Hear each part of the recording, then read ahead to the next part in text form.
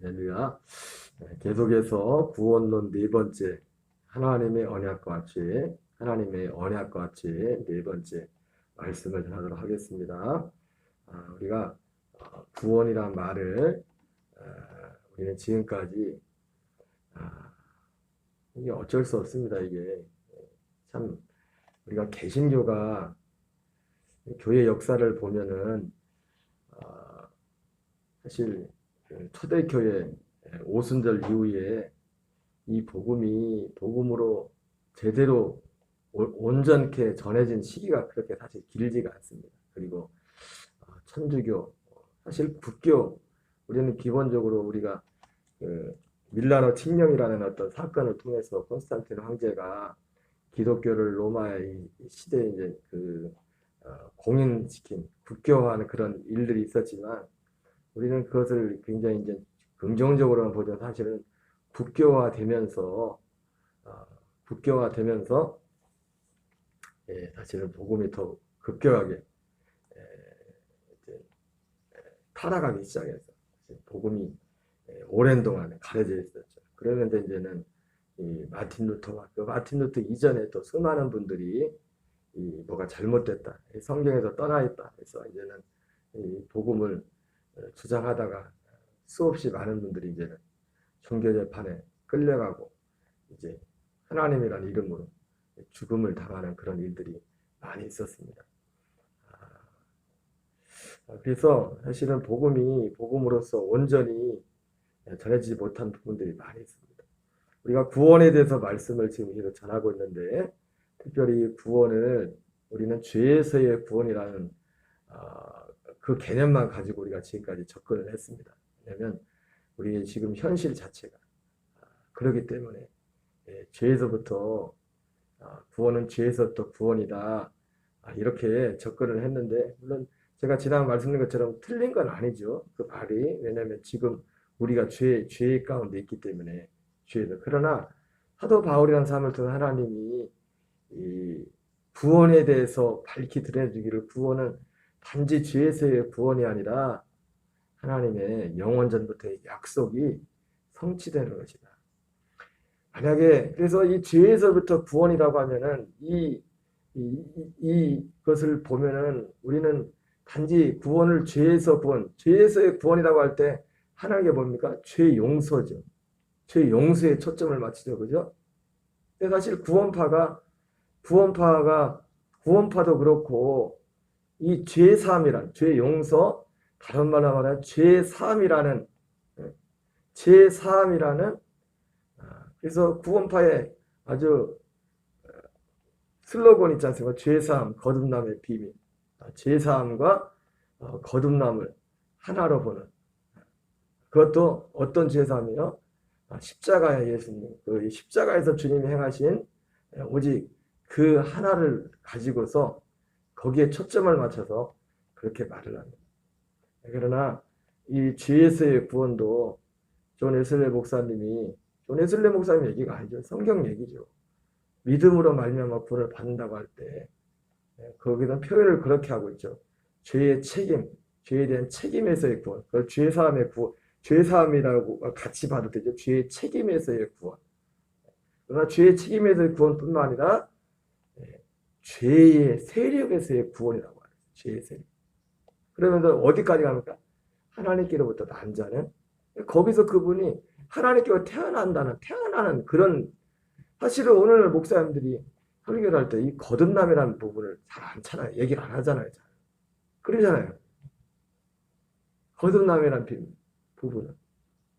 그냥 윤리, 도덕적인 그런 걸 접근하지 이 생명, 거듭남이 다른 게 아니라 하나님의 약속은 우리가 알고 보니까 약속했던 그 생명을 얻는 거잖아요. 그 생명이 실제로 우리에게 오는 거잖아요.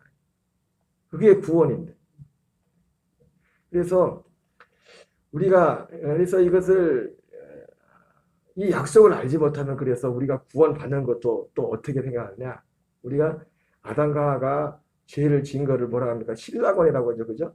그래서 요한계시록을 복락곤이라고 해서 우리를 단순히 이 구원과 또 요한계시록도 그렇고 이 복락곤을 그냥 어떻게 신라곤, 복락곤 낙원을 잃어버렸는데 그 낙원을 그대로 다시 회복하는 것. 그 상태, 아담 상태로 다시 돌아가는 것. 이것을 지금까지 구원이라고 이해를 해왔어요. 그럴 수밖에 없죠. 이 약속을 모르면. 죄에서 문제가 생기기 때문에 죄 문제를 해결하면 어디로? 아담이 범죄하기 이전에 거기로 돌아가는 거예요. 그 자리로. 이렇게. 근데 하나님의 바울을 통해서, 사도 바울을 통해서 계시한 복음을 보니까 구원은 그것이 아니라 죄와 관계없이 죄와 그렇게 되면 또 어떤 문제가 되냐? 하나님은 어떻게 보면 실패다, 실패. 근데 하나님은 이 세상을 만들 때 아담과 범죄할지라도 그것과 관계없이 하나님의 계획은 수정이 없어요, 수정. 그러잖아요? 이것을 어떻게 보느냐에 따라서 이 약속을 알지 못하면 하나님은 실패한 거예요. 창조를, 아담과 하와를 만든 거예요. 실패해가지고 어떻게 한 겁니까? 그 실패를 수습하느라고 예수님을 보낸 것밖에 안 된다.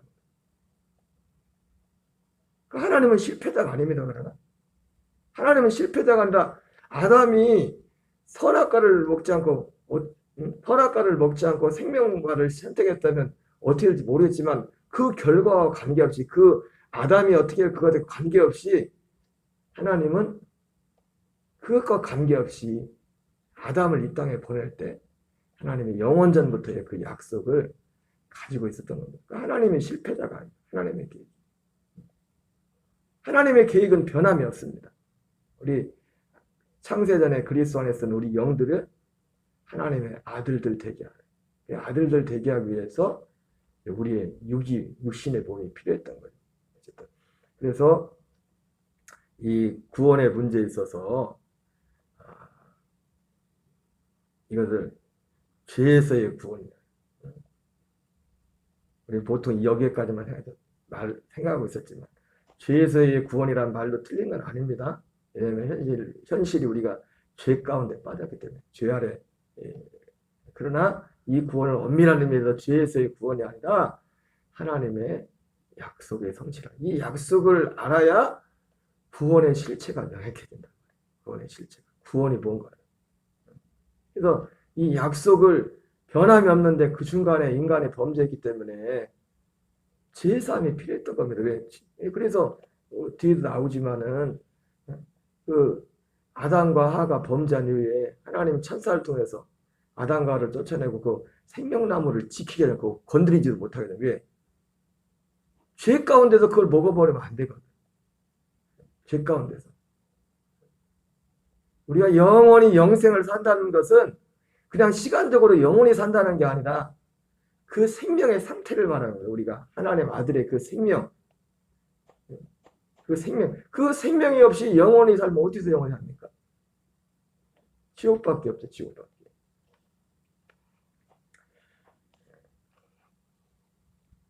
우리는 죄사함을 통해서만 반드시 죄사함을 통과해서 죄사함의 과정을 통해서만 그 생명나무를 먹을 수 있는 겁니다. 그래서 예수님을 새 언약의 중보자라고 하잖아요. 그 새 언약 예수님 자신이 생명나무가 되죠. 부활하시고 승천하신 그분.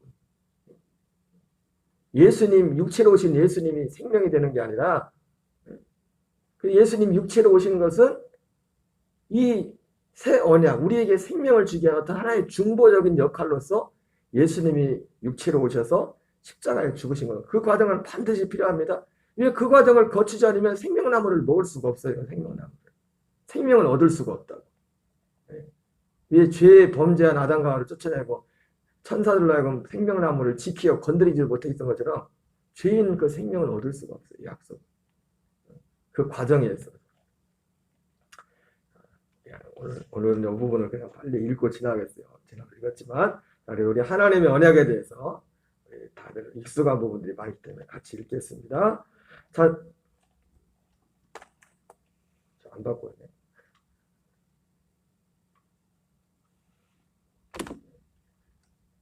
이것도 한번 하고서 같이 읽겠습니다. 찬송하리로다. 하나님 곧 우리 주 예수 그리스도의 아버지께서 그리스도 안에서 하늘에 속한 모든 신령한 복을 우리에게 주시되 그 창세전에 사랑 안에서 그 앞에 걸어가고 흠이 없게 하시려고 그 기쁘신 뜻대로 우리를 애정하사 예수 그리스도로 말미암아 자기의 아들들이 되게 하셨으니 이것이 하나님 사실은 어떻게 보면 하나님 스스로 약속입니다. 그죠? 누구 아무도 없을 때 하나님이 계획하셨던 거니까 하나님 스스로 약속하셨어요.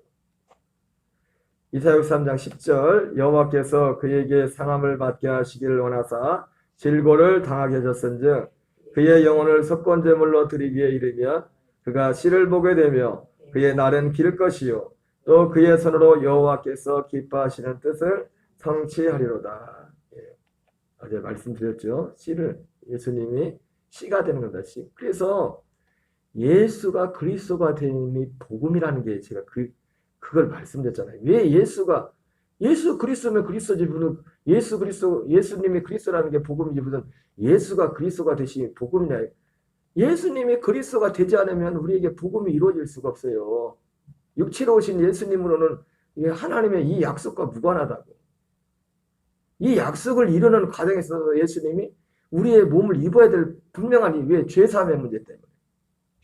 그러나 죄사함이 구원이 아니란 말이에요. 씨를 보게 되면 예수님이 그리스도가 되자 부활하고 승천하셔서 그분 자신의 씨가 됐단 말이에요. 씨가. 생명의 씨가. 여러분 씨에는 능력이 있습니다. 씨에서 모든 게 다 나와요. 그 씨 안에 모든 게 우리가 복숭아든 복숭아 맛있겠네. 복숭아 하나가 많은 그 씨 하나에 모든 게 다 들어있다고. 표현을 주님을 이 약속으로 오신 분을 씨로 표현했죠. 씨가 되셔서 우리 안에 믿는 자들 안에 오실 때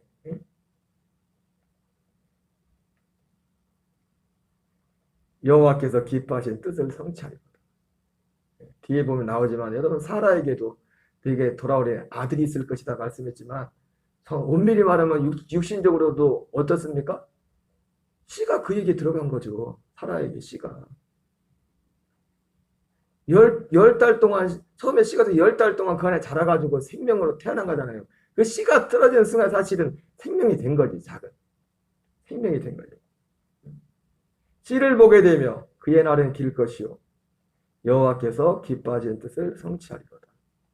씨가 되신 그리스도가 믿는 자들 안에 오셔서 자기를 반대하게 두 번째 오셔서 우리를 아들로 거듭나게 하는 그리스도의 그 생명과 우리가 하나가 돼요. 여러분 어제도 말씀드렸죠. 성령을 그리스도의 영이라고 했는데 성령과 그리스도가 하나라는 뜻이 아니었습니다. 왜 그리스도의 영이라고 했죠? 우리는 성령과 하나 될 수 없어요. 우리 생명은. 우리가 거듭날 때는 그리스도의 영과 한 생명이 되는 거예요. 그리스도의 영. 이 성령은 우리를 그리스도께로. 그래서 성령을 어제 저녁에 뭐라고 했어요? 약속의 성령이었죠. 약속의 성령. 성령은 성령인데 어떤 성령? 약속의 성령. 이 아들의 생명을 성령이 오신 오순절에 성령이 오신 그 이전에도 성령님이 역사했었지만 오순절에 오신 성령님의 역사는 뭡니까? 이 약속을 이루게 오셨어요. 어떤 약속? 아들을 우리에게 주는 아들 그리스도의 영을 우리 안에 성령이 그리스도의 영 그리스도가 아니라 부활하시고 승천하셔서 이 씨가 되신 분과 성령은 구분이 됩니다. 그러나 성부 성자 성령 삼위 하나님이 하나의 되지 삼위일체죠. 삼위일체지만 구분이 된다. 이 성령이 그리스도의 영이라고 할 때는 이 그리스도의 이 생명이 영을 우리에게 주는 그 일을 성령이 하시기 때문에 그리스도의 영이라고 하는 그리스도의 영. 여호와께서 기뻐하시는 뜻을 성취하리로다.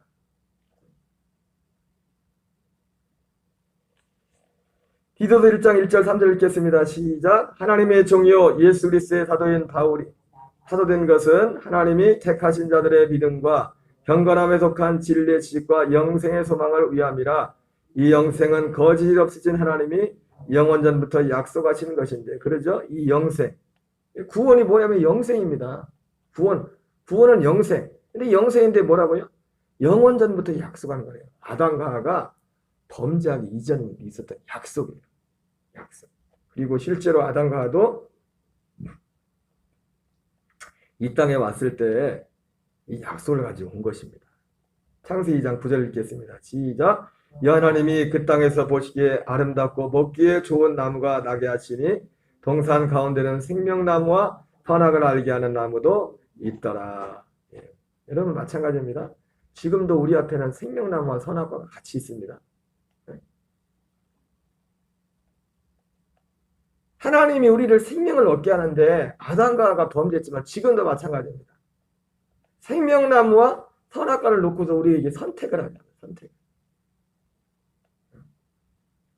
여러분 이것이 우리가 보통 하나님 성경을 생명의 말씀이라고 하죠. 그죠? 이게 세계 교회 역사 가운데서도 이게 생명나무가 우세할 때, 선악과가 우세할 때. 그래서 우리가 기독교가 서양에 주로 유럽에서 역사가 길었기 때문에 보면은 생명나무는 그 복음 하나님의 말씀을 높이는 것이고 선악과는 뭡니까? 보통 인간의 이성이었죠. 인간의 이성. 이성이 그래서 인간의 힘으로 중세 유럽 시대도 그렇고 우리가 아는 계몽주의나 이런 시대도 그렇고 인간의 이성으로 이 세상을 아름답게 할 수 있다고 해가지고 했다가 그런 이 역사가 항상 이게 반복이 됐다면 이 두 가지. 물론 이 성경을 높일 때에도 거기 좀 불완전한 게 있었죠. 성경 자체가 성경의 생명의 말씀이지만 성경 자체가 우리에게 생명이 될 수도 있고 성경이 우리에게 율법이 될 수도 있어요. 우리가 이 복음이 복음되지 않으면 성경 자체가 우리에게 율법이 될 수 있다고. 무슨 말씀인지 아십니까? 성경 자체가 우리에게 율법이 될 수 있다. 선악과가 될 수 있다고. 우리가 생명이 되지 않아요. 모든 성경은 하나님의 성경을 주신 목적은 뭡니까? 그리스도 예수 안에 있는 믿음으로 말미암아 구원에 이르는 지혜를 얻기 위해. 그런데 이 그리스도 예수 안에 있는 믿음, 이 구원에 이르는 이 지혜를 알지 못하면 심지어 성경조차도 우리에게 선악과가 될 수가 있어요. 결과적으로. 이건 좀 깊이 말씀드린 건데 이 아담과 하와가 범죄해서 하나님이 이것을 이루기 위해서 하나님은 계획이 실패한 적이 없어요. 하나님의 계획을 한 번도 바꾸신 적이 없습니다. 하나님이 이 계획을 이루기 위해서 아브라함을 불러서 아브라함에게 복음을 전했어요. 아브라함에게 전한 복음이 뭡니까? 하나님의 약속이에요. 창세전의 그 약속. 여기도 보니까 우리 한번 갈라디아 3장 8절 읽겠습니다. 시작. 또 하나님이 이방을 믿음으로 말미암아 의로 정하실 것을 성경이 미리 먼저 아브라함에게 복음을 전하되 모든 이방인이 너로 말미암아 복을 받으리라. 여기 보니까 지난주 갈라디아 말씀 전할 때도 말했지만 복음과 복의 차이가 뭐라고 했었죠? 복음은 이 약속이고 이 약속이 이루어진 게 복이라고 했어요. 기억나세요? 우리는 아브라함이 받은 그 복을 생각하는데 그냥 우리가 창세기 12장부터 25장 사이에 나오는 아브라함이 받았던 물질적인 그런 복을 상상하는데 그 복이 아니라 그 복은 그냥 따라오는 것이고 그 복이 아니라 이 약속했던 그 약속이 이루어진 그것이 복이란 말이에요. 이 복이 아까 보니까 에베소서 1장에는 뭐라 했습니까? 하늘에 속한 신령한 복이에요. 그 아브라함에게 하나님이 전했던 이 복이 열매를 맺은 그것이 복인데 그게 결국 뭐예요? 아브라함에게 복음을 전했다는 했잖아요. 복음은 뭐예요? 하늘에 속한 신령한 복이란 말이에요. 하늘에 속한 신령한 복인데 영생에 관한 거, 디도서에서. 하나님이 아브라함에게 그것을 약속했다는 거죠. 그래서 아브라함은 그 약속을 받고서 이 땅에 어제 우리가 저녁에도 봤지만은 아브라함이 이 땅에 이삭과 야곱과 함께 장막에 거하면서 그렇게 부자였지만 장막에 거한 이유를 히브리서에서는 뭐라고 했어요? 그들의 집이 하늘에 있기 때문에 장막에 거했다. 인간적으로 볼 땐 유목민이나 별로 집이 그래서 우리가 그렇게 생각했지만 성경에서는 왜 장막에가 있다고 했어요? 왜 텐트 생활을 했다고 했어요? 텐트 생활이 더 쉽겠네, 장막보다. 아브라함이 텐트 생활을 했다는 텐트 생활을. 왜? 그들의 진짜 집은 하늘에 있었기 때문에. 그 하나님이 아브라함에게 전한 그 복음, 이 복의 핵심이 뭐예요? 하늘에 있는 신령한 복이란 말이에요. 생명을 얻는. 이 세상의 것 때문에 왔다 갔다 하는, 이 세상의 것 때문에 왔다 갔다 하는 믿음은 믿음이 아니에요. 다른 믿음이지. 이 믿음은 심지어 필요하면 어떤 세상의 것까지 포기하고서 취하는 게 이 믿음이라. 이 믿음. 여러분 어쨌든 하나님이 아브라함에게 복음을 하셨어요. 근데 참 아이러니하게도 우리는 아브라함을 믿음의 조상이라고 하면서도 아브라함이 뭘 믿었는지를 몰라. 그냥 아브라함이 창세기 12장부터 25장까지 아브라함의 삶의 모습을 보면서 야, 이삭을 바쳤구나. 야, 저런 믿음을 본봐야 돼. 제가 그 생각하고 있지. 안 그래요? 아브라함이 창세기 12장부터 25장까지 아브라함의 믿음의 행적만을 보고도 그거 겉으로 드러나는 그것만 보지. 아브라함의 믿음이 뭔지를, 아브라함의 복이 뭔지를, 하나님 아브라함의 복음을 전했다는데 그게 뭔지를 알지 못한다. 그게 가려졌다. 사실 복음은 간단합니다. 하나님이 아브라함에게 전한 복음이 복음이요. 그렇죠? 그러니까 우리가 아브라함을 믿음의 조상. 근데 문제는 뭐 말을 그렇게 하는데 그 내용은 뭔지 몰라. 그 내용이 뭔지를. 그 내용이 바로 창세전에 그리스도 안에서 하나님의 예정하신, 택하신 그리스도 우리를 자기의 아들들 되게 하는, 그 아들의 그 생명의 씨가 되게 하는. 여러분 아담과 하와는 아직 씨가 되지 않았어요. 생명이 되지 않았어요. 그냥 생명. 그 아들의 씨를 받을 수 있는, 이쪽 표현이 좀 그렇지만은 생명이 하나 태어나려면, 아들 딸이 태어나려면 엄마 혼자 아기도 뭐 낳을 수 없잖아요. 그잖아요. 이게 좀 불경스러울지 모르고 좀 표현이 그렇지만 난자와 정자가 만나서 하나의 생명이 되잖아요.